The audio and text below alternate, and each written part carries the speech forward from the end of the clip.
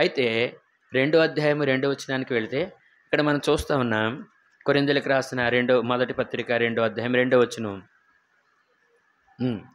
నేను యేసుక్రీస్తును అనగా సిలువ వేయబడిన యేసుక్రీస్తును తప్ప మరి దేనిని మీ మధ్య నెరుగుకుందినని చాలండి. పౌలు ఏం ప్రకటిస్తున్నాడంట? సిలువ వేయబడిన. ఇప్పుడు ఆయన ఏం చూడాలనుకుంటున్నాడు? ఎవరిని చూడాలనుకుంటున్నాడు? ఏమండి? యేసునా? యేసును కాదు, లోకంలో యేసును చాలామంది ఎరుగుదురు. సిలువ వేయబడిన యేసు ప్రభు కావాలి మనకి. అర్థమైందంటారా? మరణం పొందినంతగా విశేషణ పూర్వపదం అంటే ఓ మాట చెప్పాడు, మరణం అన్నాడు. అయితే ఆ మరణం అనగా అని మరలా దాన్ని ఏం చేశాడు? దాని విశేషణం, దాని గురించినటువంటి పూర్తి భావాన్ని పలుకుతా ఉన్నాడు. సిలువ వేయబడిన లేక సిలువ మరణము అని చెప్తా ఉన్నాడు. ఈ లోకంలో 2 రకాలైనటువంటి లేక విధానాలు మనం చూస్తున్నాం. యేసుని ఎరిగిన వారు ఉన్నారు, సిలువ వేయబడినటువంటి యేసుని ఎరిగిన వారు కొద్దిమందే అని దేవుని వాక్యం చెప్తా ఉంది. ఈ యేసు కాబట్టి యూదులకు అర్థం అవ్వలే ఆ దినాలలో. యేసు ప్రభు వారు వచ్చిన తర్వాత కాబట్టి మన దృష్టిలో కూడా కొన్నిసార్లు దేవుని ఎలా ఊహించుకుంటామంటే అద్భుతాలు చేయాలి, స్వస్థతలు చేయాలి, దయ్యాలు వెళ్ళగొట్టాలి, లేకపోతే లేని ఉన్నట్టుగా అయిపోవాలి, లేక గొప్పగా అయిపోవాలి. ఇదే తాటుతూ ఉంటుంటాం. మన ఆలోచన అంతా అదే. కాబట్టి యూదులు, గ్రీసు దేశస్థులు, అలాగే ఆ దినాలలో ఉన్నటువంటి యేసు ప్రభువుని వెంబడిస్తున్నటువంటి శిష్యులు కూడా ఇదే తాత్పర్యంతో ఉన్నారు. ఏక తాత్పర్యంతో ఉన్నారంటే యేసును మాత్రమే వారు పరిచయం చేసుకోవాలని కోరుతా ఉన్నారు. ఈ యేసు ఏం చేస్తూ వచ్చాడంటే పక్షవాయువుల వారిని లేపుతూ వచ్చాడు, కుష్ఠరోగులను బాగు చేస్తూ వచ్చాడు, ఏమండి కుంటివారిని గుడ్డివారిని బాగు చేస్తూ వచ్చాడు, చనిపోయిన వారి సైతం లేపుతూ వచ్చాడు. కాబట్టి ఇలాగా 5 రొట్టెలు 2 చేపలు అనేక మందికి పంచిపెడుతూ వచ్చాడు. ఈ యేసును చాలామంది వెంబడిస్తున్నారు, ఈ యేసును చాలామంది ప్రకటిస్తున్నారు. కాబట్టి అయ్యా పలానా లేక వర్తమానికుడు వచ్చాడండి, ఆయన ద్వారా మీకు స్వస్థతలు కలుగుతాయి, అద్భుతాలు జరుగుతాయి, దయ్యాలు వెళ్ళగొట్టబడతాయి, మీకు ఎలాంటి రోగం ఉన్నా సరే ఏం చేయబడుతుంది? పోతుంది. ఇది చెప్తా ఉన్నారు. యేసు ప్రభువారే స్వస్థపరిచిన తర్వాత కుమారి నీ విశ్వాసము నిన్ను, ఆయనే స్వయంగా ఆయన నోటి మాట చేత ఆయన చేతిని లేక ముట్టి బాగుపరిచిన సందర్భాలలోనే ఆయన ఏం చేస్తూ వచ్చాడంటే నీ విశ్వాసమే, నీ నమ్మికే నేను స్వస్థపరిచిందని చెప్పింది. ఈ దినాలలో ఉన్నటువంటి ప్రకటనలు ఏంటంటే పలానా దైవజనులు వస్తున్నారు, అభిషేకం పొందినటువంటి వారు, ఆయన ప్రార్థన చేయగా దయ్యాలు ఎలగొట్టబడతాయి, స్వస్థతలు జరుగుతాయి, మేలులు జరుగుతాయి, మీ అప్పులు తీరిపోతాయి. ఏమంటే అంతేకాదు, మీరు ఒక ప్రోగ్రామ్ మీరు కనుక స్పాన్సర్ చేస్తే మీకు అప్పులన్నీ పోతాయి. ఇదంతా కూడా మోసం మోసం మోసం. ఇది యేసు కేవలము. కాబట్టి జ్ఞాపకం చేయబడతా ఉంది. ఈయన యూదులకు ఆటంకకరంగా ఉన్నాడు, అన్యజనులకు వెరితనంగా ఉన్నాడు. 24 మొదటి అధ్యాయం 24 వచనంలో చెప్తున్నాడు. మనకి ఎలాగ ఉండాలంటే ఆయన చెప్తా ఉన్నాడు. మొదటి అధ్యాయం 24 వచనం, ఆయన యూదులకు ఆటంకముగాను అన్యజనులకు వెర్రితనముగా ఉన్నాడు కానీ యూదులకేమీ గ్రీసు దేశస్థులకేమీ పిలువబడిన వారికే క్రీస్తు దేవుని శక్తియు. కాబట్టి నువ్వు పిలువబడ్డావు కాబట్టి దేవుడు నిన్ను ప్రేమించి, దేవుడు లోకమును ఎంతో ప్రేమించి తన అద్వితీయ కుమారుడైన యేసుక్రీస్తు ప్రభువుని లోకంలోనికి పంపాడు. నీ కొరకు నా కొరకు. నన్ను ప్రయాసపడి భారం మోసుకొంచున్న సమస్యలారా నా యొద్దకు రండి, నీకు విశ్రాంతిని ఇస్తాను, నీ పాపములకు విడుదల కలుగు చేస్తాను, నిత్య జీవం ఇస్తాను. కాబట్టి ఇలాగ మనం పిలువబడుతూ వచ్చినటువంటి వారు ఉంటా ఉన్నాం. కాబట్టి లోకము జ్ఞానం వెదుగుతూ ఉంది. కాబట్టి ఉదయకాలం మనం చదివినటువంటి మొదటి అధ్యాయం 27, 29 వచనాలు భాగానికి మనం వస్తే అప్పుడు మనం అర్థం చేసుకుంటాం. ఇది ఇప్పుడు సంగతి కాదు. ఇది ప్రభు రాకడలో మనం ఎత్తబడినప్పుడు లోకం ఒక దినాన్ని జ్ఞానులను సిగ్గుపరచబడతారు, గనులు సిగ్గుపరచబడతారు. కాబట్టి లోకములో నిన్ను నన్ను తృణీకరించి అవమానపరిచినటువంటి వారు సిగ్గుపడతారు. కాబట్టి ఆయన మూలముగా నీవు నేను భద్రపరచబడి ఆయన దగ్గర మహిమ ఘనత మెప్పు మనము పొందటానికి మనము ఆయన సన్నిధిలో నిలవబడే సమయం కొరకే మనం సిద్ధపరచాలని ప్రభు కోరుతున్నాడు. కాబట్టి జ్ఞాపకం చేస్తా ఉన్నాడు. నేను సంఘంలో మీకు ప్రకటించాను, సిలువ వేయబడిన యేసు ప్రభువుని ప్రకటించాను. కాబట్టి ఇప్పుడు ఆ యేసునే నేను చూడాలనుకుంటున్నాను, ఆ యేసే మీ జీవితంలో కనపడాలని కోరుతున్నాను. నేను అంతేకాని యేసు కాదు, సామాన్యమైన యేసు కాదు, అద్భుతాలు చేసే యేసు కాదు, స్వస్థపరిచే యేసు ప్రభువారు కాదు కదండి. ఈరోజు రోగం వస్తుంది, 2 ట్యాబ్లెట్లు వేసుకుంటే ఏమైపోద్దండి? మనకంటే బాగా జంతువులు స్వస్థత పొందుతున్నాయి ఏ ట్యాబ్లెట్ వేసుకోకుండా. జ్వరం వచ్చింది అనుకోండి, ఏం చేస్తుందంటే జంతువు 2 రోజులు 3 రోజులు తినకుండా మానేస్తుందంట. అప్పుడు ఏమవుతుంది దానికి ఆటోమేటిక్గా? కాబట్టి జ్ఞాపకం చేయబడతా ఉంది మన జీవితంలో. కాబట్టి ఈ భౌతికమైనది మరలా రోగం పోయి జ్వరం పోయి మళ్ళీ వస్తుంది కదండి, అవునా కదా? కాబట్టి జ్ఞాపకం చేయబడతా ఉంది ఈ లోకంలో. కాబట్టి మరలా మనల్ని వెంబడించేవిగా కొన్ని కనబడతా ఉన్నాయి. కానీ అయితే సిలువ వేయబడిన యేసుక్రీస్తు ప్రభువారు కాబట్టి యూదులకి ఆటంకంగా ఉన్నాడు. ఏంటయ్యా మీ బోధకుడు సొంకర్లతోటి పాపులతో కూర్చున్నాడు, ఏంటి విశ్రాంతి దినాన్ని వసశేఖలు అని బాగు చేస్తాడా? అయ్యో ఏంటి కాళ్ళు చేతులు కడుక్కోకుండా భోజనం చేస్తున్నారా? వాళ్ళకి ఆటంకంగా కనపడుతున్నాడు. వాళ్ళకి అర్థం అవ్వట్లేదు. వాళ్ళు అనుకున్న మెస్సయ్య వేరు, ఆయన రాజ్యం స్థాపిస్తాడు, దావీదు సింహాసనాన్ని స్థిరపరుస్తాడు, వారికి కూడా ఆయనతో పాటు స్థానాలు ఇచ్చి మంత్రులుగా లేక ఆయన తర్వాత రాజరికం కలిగినటువంటి వారుగా శిష్యులు కూడా అదే అభిప్రాయంతో ఉంటూ వచ్చారు. ఈ దినాన్ని నీవు నేను ప్రభువుని నమ్ముకుంటే ఏయో జరుగుతాయి అనుకుంటున్నాం. కానీ మన జీవితాల్లో సిలువ కావాలి. సిలువను ప్రభు ఆయన అనుగ్రహించాలని కోరుతా ఉన్నాడు, ఆయన అనుగ్రహించాలని కోరుతున్నాడు. మత్తయి సువార్త 16వ అధ్యాయంలో యేసు ప్రభు వారు శిష్యులకే అభ్యంతరం అయిపోయాడంట. ఆయన అర్థం కావట్లేదు. యేసు సిలువ వేయబడిన యేసు అర్థం అవట్లే. చూడండి 16వ అధ్యాయం 18వ వచనంలోన అక్కడ మనం చూస్తాం. పేతురు అంటాడు, ప్రభు సిలువను గూర్చిన వార్త ప్రకటించడం ప్రారంభించాడు. 16వ అధ్యాయము మత్తయి సువార్త 16వ అధ్యాయం, క్షమించండి కింద నుంచి 21వ వచనం నుంచి 21వ వచనం అండి.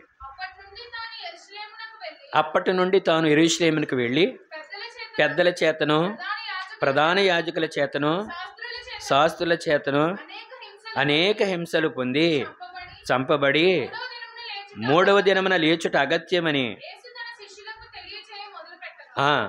పేతురు ఆయన చేయి పట్టుకుని, ప్రభువా అది నీకు దూరమవునుగాక, అది నీకెన్నడూను కలుగదని ఆయనను గద్దెంపసాగెను.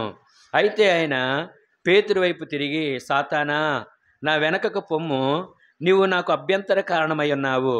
నీవు మనుషుల సంగతులనే తలంచుచున్నావు కానీ దేవుని సంగతులను తలంపకు ఉన్నావని పేతురుతో. యేసు ప్రభువారిని వెంబడిస్తున్నటువంటి వారు అనేకులు ఉన్నారు, వాళ్ళతో పాటు శిష్యులు కూడా ఉన్నారు. ఒకరోజు యేసు ప్రభువారు మార్గాన్ని వెళ్ళిపోతున్నాడు. నా గురించి ఏం చెప్పుకుంటున్నారు అయ్యే జనాలు? మనం కూడా అనుకుంటాం కదండి, అడుగుతాం ఏమంటున్నారు నా కోసం అండి కదా. మనం ఏదో సంగతి చేస్తాం, అది బయటకు వచ్చిందా లేదా, నలుగురికి తెలిసిపోయిందేమో అన్న ఆలోచన ఉన్నప్పుడు ఎలా ఉంటుందంటే ఒకరిని అడుగుతుంటుంటాం. కాబట్టి అయితే యేసు ప్రభువారు అడగడలేదు. కానీ ఆయన ఏం చేశాడంటే, నా గురించి అసలు ఏంటి తాత్పర్యం, ప్రజల యొక్క తాత్పర్యం ఏంటి, ఏ యేసు వారి ఆలోచన, ఏ యేసు వారి హృదయాల్లో ఉన్నాడు అని వారిని ప్రశ్నించడానికి వారిని ప్రశ్నిస్తూ వచ్చేప్పుడు శిష్యులు తల మాట చెప్తున్నారు. అయ్యా కొందరు అంటున్నారు చనిపోయిన యోహానే మరలా తిరిగి బ్రతికాడు అన్నారు, కొంతమంది ఏమో ఏలియా అంటున్నారు, కొంతమేమో ప్రవక్తల్లో ఒకడు అన్నాడు. కాబట్టి ఇలాగ రకరకాలుగా అంటున్నారు అనగానే వెంటనే ప్రశ్న ఎవరి మీదకి వచ్చింది? శిష్యుల మీదకి వచ్చింది. నువ్వేమనుకుంటున్నావు? ఇది నాని నువ్వు కూడా ఏ యేసును నువ్వు ఎరుగుతూ వచ్చావు, ఏ యేసును వెంబడిస్తూ ఉన్నావు, ఏ యేసు నీకు లేక తెలుసు కదండి. యేసుక్రీస్తుని ఎరుటయ్యే నిత్యజీవం అంట. యేసు ప్రభువాని శారీరకంగా భౌతికంగా మేలులు చేసే రకంగా ఎరిగావా, లేక సిలువ అనుభవం గుండా ఎరిగినటువంటి వాడు ఉంటా ఉన్నావా? కాబట్టి సిలువే మన జీవితానికి ఎంతో సార్థకత. మనం ఆయన మరణాన్ని జ్ఞాపకం చేసుకుంటూ ఆయన మరణాన్ని ప్రచురించాలి. కొరింథీయులకు రాసిన పత్రిక 11వ అధ్యాయంలో మనం చదువుతూ ఉంటుంటాం ప్రతి వారం. కాబట్టి ఇక్కడ మనం చూస్తూ ఉన్నాం, ఈ సిలువ వేయబడినటువంటి యేసుక్రీస్తు ప్రభువారు ఆ అనుభవం నీలో నాలో ఉందా? వెంటనే పేతురు అన్నాడు, నీవు సజీవుడవగు దేవుని కుమారుడవేనా? వెంటనే ప్రభు అంటున్నాడు, సిమోను బర్యోనా నీవు ధన్యుడవు.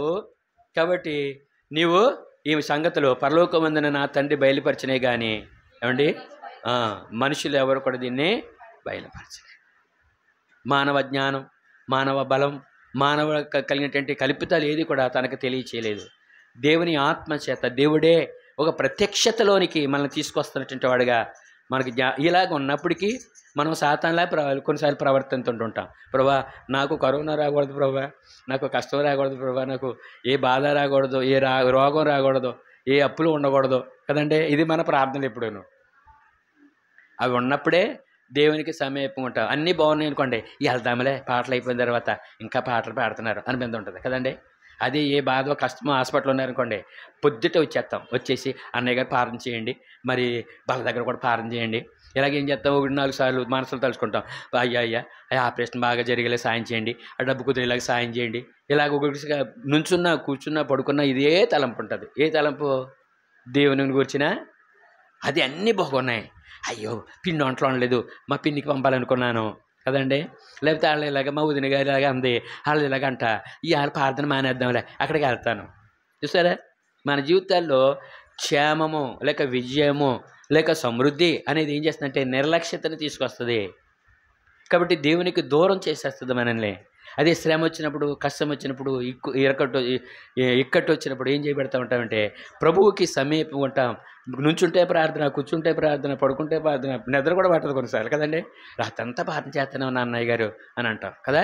కాబట్టి జ్ఞాపకం చేయబడుతుంది. మన జీవితాల్లో సిలువ అనుభవం చాలా చాలా ప్రాముఖ్యమైంది. ఇప్పుడు ఎప్పుడైతే యేసుప్రభు వారు ఈ మాట ప్రారంభించాడో వెంటనే పేతురు అంటున్నాడు, అలాగే నీకు జరగకూడదు ప్రభు. అయ్యేంటి, నేను చంపేస్తారా, నీకు వ్యతిరేకంగా నిలబడతారా వీళ్ళందరూనూ. కాబట్టి శాస్త్రులు, పరిసయ్యులు, ధర్మశాస్త్రోపదేశకులు నేను కొడతారా, నీ మీద ఉమ్మేస్తారా, నేను ఎలా చేస్తారా. కాబట్టి అలాగే నీకు ఎప్పుడు జరగకూడదు. అప్పుడు మంచిగా ఉండాలి. మేము కూడా ఏం రాస్తారండి, కాటు వెనకాల రాస్తారు కదా అండి, అందరూ బాగుండాలి అందులో నేను ఉండాలి కదండి. ఆ టైప్ ఇది. కాబట్టి జ్ఞాపకం చేయబడతా ఉంది. మన జీవితాల్లో మనం పేతురులాగా అనేక పర్యాయాలు మనుష్య సంగతులను తలస్తున్నాం. దైవిక సంగతులు మనకు తెలియదు. కాబట్టి అవమానపరచబడతా ఉన్నాడు యేసుప్రభు వారు. ఆయన ఇదే కింద 16వ అధ్యాయం కిందకు వచ్చేటప్పుడు ఇప్పుడు చెప్తున్నాడు. ఏం చెప్తున్నాడు? ఆయనను వెంబడించాలంటే అని చెప్తున్నాడు 24వ వచనం నుంచి. అప్పుడు యేసు తన శిష్యులను చూచి, ఎవడైనను నన్ను వెంబడింపగోరిన యెడల తన్ను తాను ఉపేక్షించుకొని తన సిలువనెత్తుకుని నన్ను వెంబడింపవలెను. తన ప్రాణమును రక్షించుకొని గొరువాడు దాన్ని పోగొట్టుకొనును. నా నిమిత్తము తన ప్రాణము పోగొట్టుకునివాడు దాన్ని దక్కించుకొనును. ఒక మనుషుడు లోకమంతయు సంపాదించుకొని తన ప్రాణం పోగొట్టుకుంటే అతనికేమి ప్రయోజనము? ఆ మనుషుడు తన ప్రాణమునకు ప్రతిగా నేమి ఇయ్యగలడు. ఇప్పుడు జ్ఞాపకం చేస్తా ఉన్నాడు. ఇప్పుడు ఎవడైనా ప్రభువుని వెంబడించాలంటే ఏం చేయాలంటండి? మొట్టమొదటి ఏం చేయాలి? మనల్ని మనము ఉపేక్షించుకోవడం. అంటే అపేక్ష అంటే కావాలనుకోవడం. ఉపేక్ష అంటే మనల్ని మనం తృణీకరించుకోవడం. నా వల్ల కాదు, నేను చేయలేను, ఏమంటే పొడిలో తిట్టాలే చూడండి మనముగా.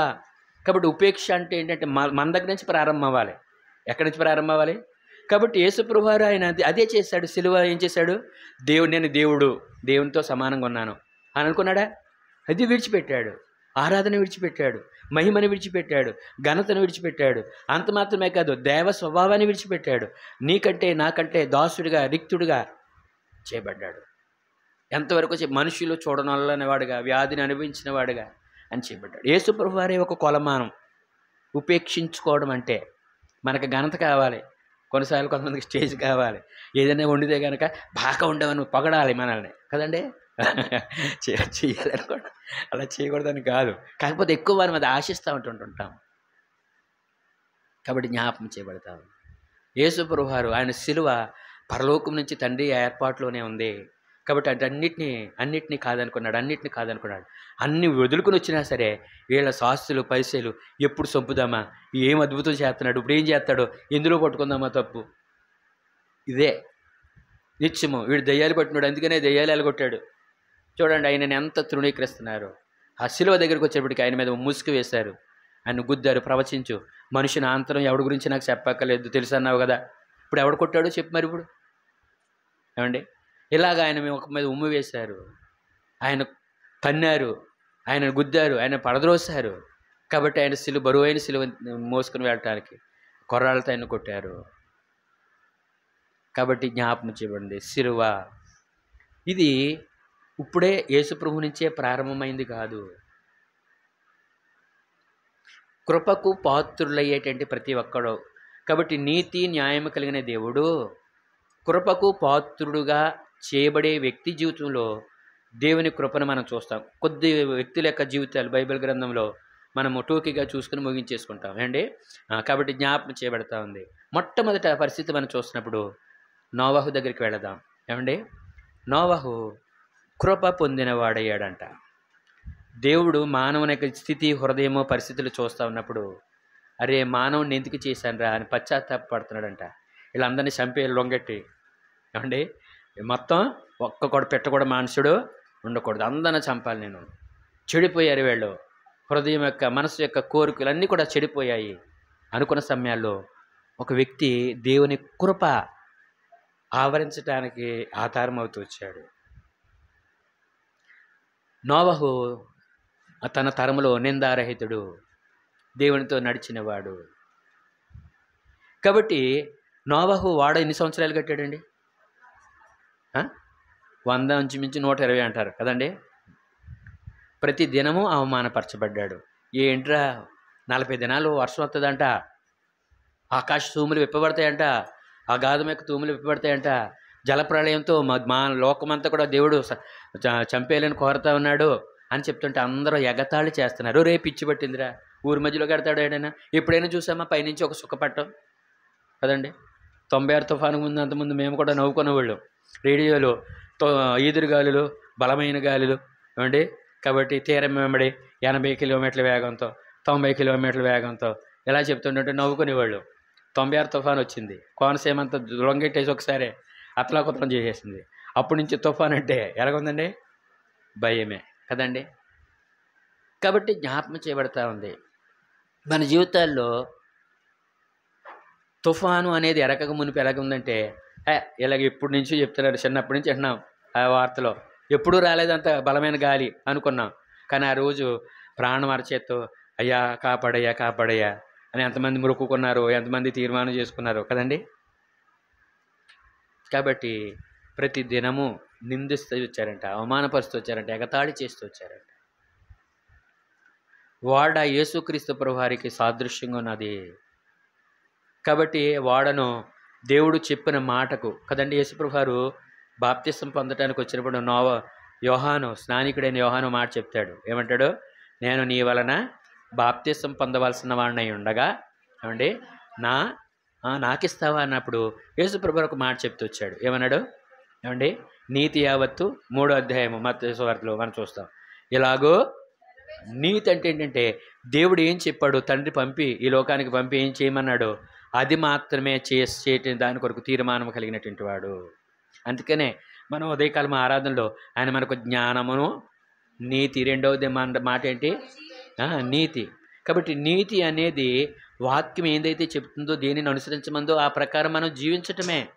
మనం ఎలాగ నడవాలని చెప్తా ఉందో దానిని అనుసరించటమే. కాబట్టి నీతిపరుడుగా నోవహు ఉంటూ వచ్చాడు.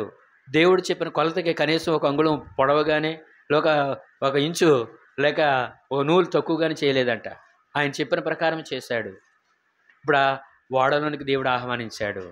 ఇప్పుడు ఆకాశం నుండి తూములు విప్పబడ్డాయి, అగాధపు తూములు విప్పబడ్డాయి. ఈ తుఫాన్ అంతా కూడా, ఈ భయంకరమైనటువంటి ఈ నీటి తాకిడి ఓడ మీద పడతా ఉంది. చూడండి, మనం వాటర్ సర్వీసింగ్ దగ్గరికి వెళ్ళి ఆ ఫోర్స్ తోటి బండి కొట్టేది మన చేతికి కొట్టుకుంటే ఎలా ఉంటుంది తెలుసండి? అంతెందుకు వర్షాకాలం వర్షంలో వెళ్తున్నప్పుడు చినుకులు తగులుతాయి మనకి, చాలా సుర్రుమని తగులుతుంది కదండి. కాబట్టి ఆ ఆకాశం నుండి లేక నీటి ఫోర్సు ఆ ఓడ మీద పడుతూ ఉంది. ఆ ఓడ ఈ వీళ్ళ మీదకి రాబోయే ఉగ్రతను అంతటిని కూడా భరించింది. అది ఆ ఓడ పై యేసుక్రీస్తు ప్రభువారిలోనికి అంటే ఉదయకాలం చదివాం. ఆయన మూలముగా మీరు క్రీస్తు చేసినందు క్రీస్తు యేసులో మనం దాచబడినటువంటి వారుగా ఉంటూ వచ్చినటువంటి సందర్భాలని మనం చూస్తాం. మొదటి అనుభవంలో మనం చూస్తూ ఉన్నప్పుడు. కాబట్టి ఇక్కడ ఏం చేయబడ్డాడంటే వెర్రువాడైపోయాడంట. ఎవరో? నోవహు. ఎవడు కూడా తను మోసపరుచుకోవద్దు. కాబట్టి ఎవడైనా జ్ఞాని అనుకుంటే వాడు ఏమైపోవాలంట?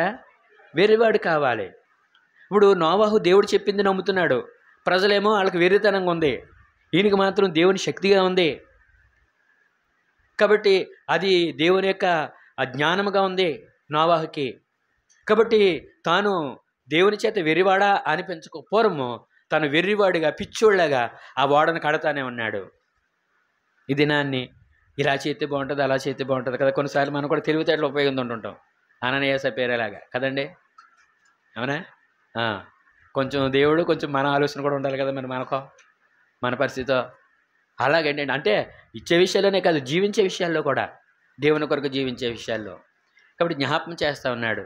నోవాహు ఇప్పుడు ఏమైపోయాడంటే తను ఒక దినాన్ని దేవుని ఎదుట వీడు దైవిక జ్ఞానం కలిగిన వాడు నోవాహు అని పిలువబడతాడు ఒక దినాన్ని. ఆ దినాల్లో ఉన్నటువంటి వాళ్ళందరూ కూడా సిగ్గుపడతారు. కాబట్టి వారు జ్ఞానులను సిగ్గుపరచాలనుకుంటున్నాడు, గనులను సిగ్గుపరచాలనుకుంటున్నాడు. కాబట్టి వాళ్ళు ఎంతెంతో సంపాదించి మేడలు కట్టొచ్చు, ఇళ్ళను కట్టొచ్చు కదండి. ఇవన్నీ చేస్తూ ఉన్నారంటే యేసుప్రభు వారు అలా ఆయన సిలువ గూర్చి ప్రకటించడమే యోనాను గురించి, క్షమించండి, యోనాను గురించి కూడా ఆయన పలుకుతూ వచ్చాడు. ఏమన్నాడంటే 12వ అధ్యాయం మత్తయి సువార్తలోకి వెళ్తే, కాబట్టి యూదులు సూచక్రియ అడుగుతున్నారంట. 12వ అధ్యాయానికి వెళ్తామండి. మత్తయి సువార్త 12వ అధ్యాయం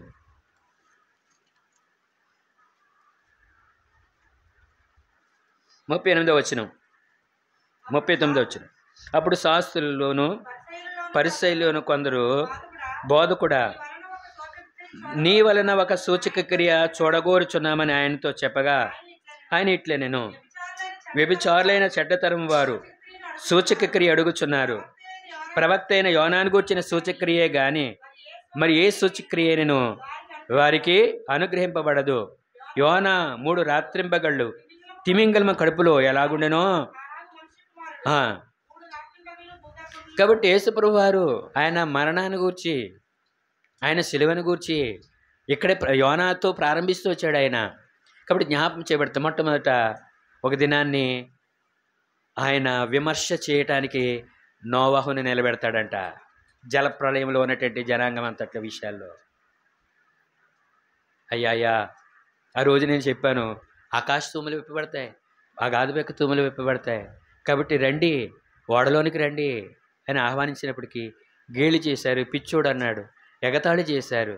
కాబట్టి మతి చెలించింది అన్నారు. కాబట్టి సమయాన్ని, బలాన్ని, ధనాన్ని ఎలా వృధా చేసుకుంటాం ఎందుకని అన్నారు. రకరకాలుగా ఆయన అన్నారు. అవన్నీ భరించాడు, అవన్నీ సహించాడు, ఓపికతో వాడని నిర్మించాడు, ఉగ్రత నుంచి కాపాడబడ్డాడు. అబ్రహాము దగ్గరికి వెళ్తా 12వ అధ్యాయానికి వెళ్ళేటప్పటికి అబ్రహాము కాబట్టి ఆయనతో దేవుడు చెప్తూ వచ్చాడు, నీ తండ్రి ఇంటిని, నీ బంధువుల్ని, నీ దేశాన్ని విడిచిపెట్టు. పెట్టేటప్పటికి నిజమే దేవుడు వెళ్ళమన్నాడు. దేవుడు ఏం చేయబడండి, విడిచి వెళ్ళమన్నాడు, నిజమే. కానీ ఎక్కడికి వెళ్ళాలో చెప్పాలి కదా, అంతేనా? వెళ్ళమంటారు అనుకోండి, ఇది తేరంటే ఎక్కడికి వెళ్దాం, ఎవరి దగ్గర తేవాలి, ఏ షాప్కి వెళ్ళాలి, ఇన్ని ప్రశ్నలు వస్తాయి మనకు కదండి. అబ్రహాం ఒక్క ప్రశ్న లేదు, మూటమూడు సర్దేశాడంట. సర్దేసిన తర్వాత ఊరు వాళ్ళు అందరూ అంటున్నారు, బంధువులు అంటున్నారు, ఇంట్లో వాళ్ళు అంటున్నారు, ఎక్కడికి వెళ్ళిపోతావయ్యా, ఎక్కడికి వెళ్ళిపోతావు, మమ్మల్ని అందరూ వదిలేసి, బంధుత్వం వదిలేసి, మన పరిస్థితులను వదిలేసి ఎక్కడికి వెళ్తామంటే, ఏమో దేవుడు వెళ్ళిపోమన్నాడు, వెళ్ళిపోతున్నానంటే. సారమ్మ దగ్గరకు వచ్చి చెప్పుంటారు, అమ్మాయి ఆయనకి ఏమైనా కొంచెం మతి ఏమైనా చలనం ఇచ్చిందా, నువ్వు కూడా గుడ్డేసేలాగా ఆయన వెనకాల వెళ్ళిపోతావా, చెప్పు, నువ్వన్నా చెప్పమ్మా, కొంచెం నీ మాట వింటాడు కదండి. రోజు అబ్రహం గారు అలాగే అన్నాడు కదా, ఎవరి మాట, చారమ్మ మాట అన్నాడు, నెత్తి మీదకి బాగా తెచ్చుకున్నాడు హాగర్ దగ్గరికి వెళ్ళి కదండి. కాబట్టి అప్పుడు లేదు పాపం అబ్రహం గారు, ఆవిడ కూడా చెప్పలేదేమో. కాబట్టి ఊరంతా కూడా ఆ దినాన్ని గేలి చేసి ఉంటుంది. మరి మొత్తానికి ఏదో దేవుడు పిచ్చెట్టేసుకుందరు వీడికి. కొంతమంది అంటారు కదా, ఎప్పుడు చూసినా మందిరం అంటుందంటే, మీటింగ్లు అంటుందండి బాబు, పిచ్చి పట్టేసింది, దేవుడు పిచ్చెట్టేసిందండి బాబు అంటారు కదా, అవునా? ఇది నాన్ని విడిచిపెట్టే విషయాల్లో పిచ్చోళ్ళలాగా దేవుని మాటకు ఎలాగ విధేయత చూపుతా ఉన్నావు. అవమానపరుస్తున్నారు, ఎగతాళి చేస్తున్నారు, పిచ్చి పట్టింది అంటున్నారు, రకరకాలుగా అంటున్నారు, ఆపు చేయడానికి ఎన్నో ప్రయత్నాలు చేస్తూ ఉన్నారు. ఇలాంటి పరిస్థితులన్నీ మనం చూస్తూ ఉన్నప్పుడు మన జీవితంలో వెర్రివారంగా ఉంటున్నామా, తెలివితేటలుగా మనం ప్రదర్శించి బలి తప్పించుకున్నాంలే, అన్నగారు లేకపోతే నన్ను చూసాడంటే చెప్పాను పని, లేకపోతే అది తెమ్మన్ను, ఇది చేయమన్ను, మీరు కాదు మీరు చాలా మంచోళ్ళు, మా ఊరోళ్ళు ఉన్నారులేండి అండి. కాబట్టి ఇలాగ మన జీవితాల్లో కొన్నిసార్లు తప్పించుకొని చాలా తెలివితేటలుగా నేను సంపాదించాను, తెలివితేటలుగా చాలా నేను బలిగా తప్పించుకున్నాను అని అనుకుంటున్నాం. కాబట్టి జ్ఞాపకం చేయబడుతుంది, తాను జ్ఞాని అగునట్టు. కాబట్టి దేవుడు నీకు శక్తి, జ్ఞానము, ఆయన యేసుప్రభువు నీకు శక్తిగా ఆయన ఉంచాలని కోరుతున్నాడు. యేసుప్రభు వారు అన్నీ విడిచిపెట్టాడు. దూతలు అనుకుని ఉంటారు, ఏంటి బాబు మనకంటే తక్కువ వాడిగా చేయబడ్డాడు, దూతల కంటే మనకంటే కూడా తక్కువ వాడిగా చేయబడ్డాడు యేసుప్రభు వారు. అంతగా తగ్గించుకున్నాడు, అంతగా హెచ్చించబడినటువంటి సందర్భం మనం చూస్తున్నాం. మూడవ అనుభవంకి వెళ్ళేటప్పటికి ఏమండి దావీదు ఏమండి ఏం చేశాడట, తన చర్యలు మార్చుకుని సమూయేలు గ్రంథం మొదటి గ్రంథం 14వ అధ్యాయము, అక్కడ చిన్న మంచి అనుభవం కలిగి చూస్తాం మనం. సమూయేలు మొదటి గ్రంథం 14వ అధ్యాయం అనుకుంటున్నాను. అబీమెలెకు దగ్గరికి, ఈ సౌలు దగ్గర ఉన్నంతసేపు మనకి ఇలాంటి ఎప్పుడు కూడా ఈటే లేకపోతే బళ్ళెం ఇసురుతూ ఉంటాడు. ఏమండి క్షమించండి, 21వ అధ్యాయం, సమూయేలు మొదటి గ్రంథం 21వ అధ్యాయం 10వ వచనం నుంచి.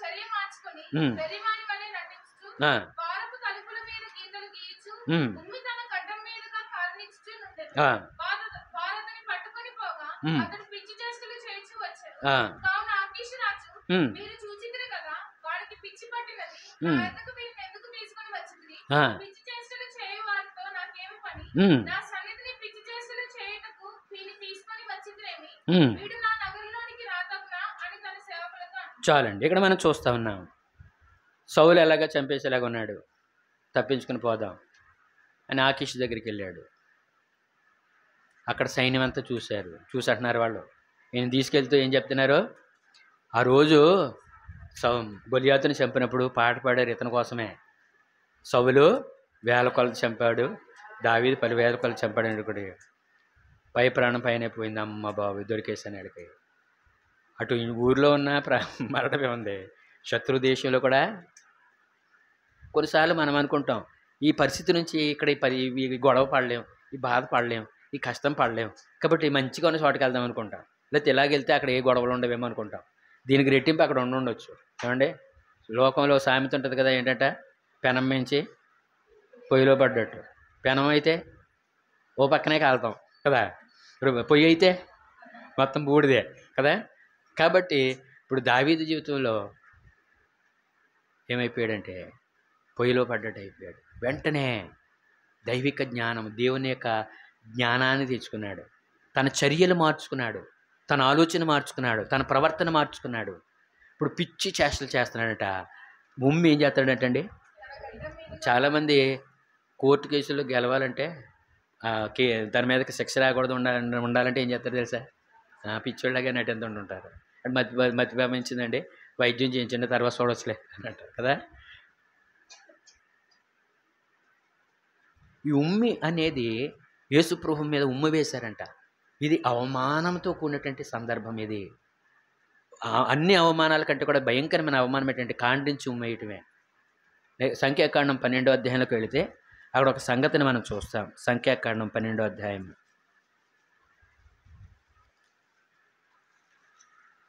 సంఖ్యాకాండం 12వ అధ్యాయము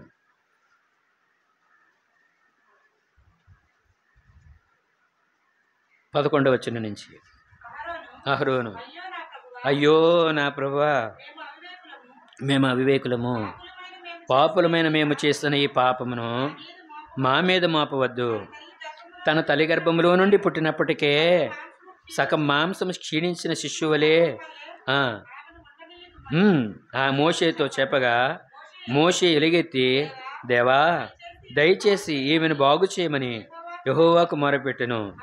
అప్పుడు యెహోవా మోషేతో, ఆమె తండ్రి ఆమె ముఖం మీద ఉమ్ము వేసినడలా ఆమె 7 దినములు సిగ్గుపడును కదా.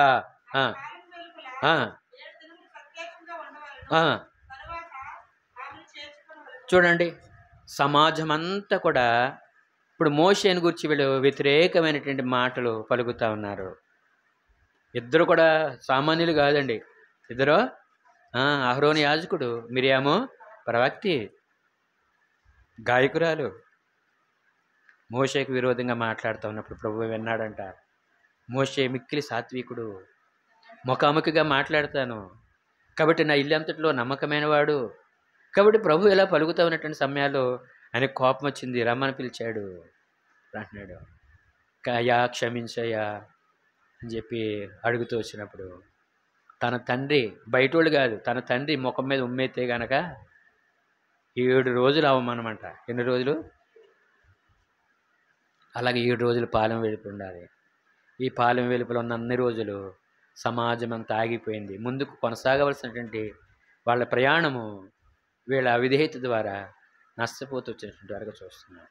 ఇప్పుడు ఆమె జీవితంలో ఆ ఉమ్మి వేయబడినటువంటి అనుభవం ద్వారా, ఆమె సిగ్గు ద్వారా తిరిగి ప్రభు ఆయన కనికరించినటువంటి వాడికి చూస్తున్నాం. ఇప్పుడు దావీదుకంట పిచ్చి వాళ్ళకి ఎక్కడ స్థలం లేదంట. ఎక్కడ లేదండి? రాజభవనంలో లేదు. అయితే నీకు నాకు ఉంది. యేసుక్రీస్తు ప్రభువారు పరలోకంలో సింహాసనం మీద నీకు నాకు స్థానం ఇవ్వాలని కోరుతున్నాడు. లోకంలో మంచి మంచి స్కూల్ వాళ్ళందరూ కూడా ఎంత మంచి ర్యాంకులు వచ్చిన వాళ్ళనే జాయిన్ చేసుకుంటారు. వాళ్ళకి ఇంకా ర్యాంకులు రావాలి కదండి. ఏమి ఈ అక్షరాలు ఏమి రాని వాడిని జాయిన్ చేసుకొని మేము టాపర్ చేస్తామండి కాబట్టి అని చెప్పి చెప్పగలరా? ఇది నాన్ని శిలువ అనుభవము. వెర్రివాడు కావలెను లోకములో జ్ఞానులను సిగ్గుపరచడానికి, గనులను సిగ్గుపరచడానికి. కాబట్టి ఈ లోకములో అవమానము, నింద. కాబట్టి మనం చూస్తూ ఉన్నాం, అబ్రహాము కూడా లోతు గురించి ప్రార్థన చేస్తాడు. దుమ్మి ధూళి తను తాను అసహించుకుంటా ఉన్నాడు, తను తాను తగ్గించుకుంటా ఉన్నాడు.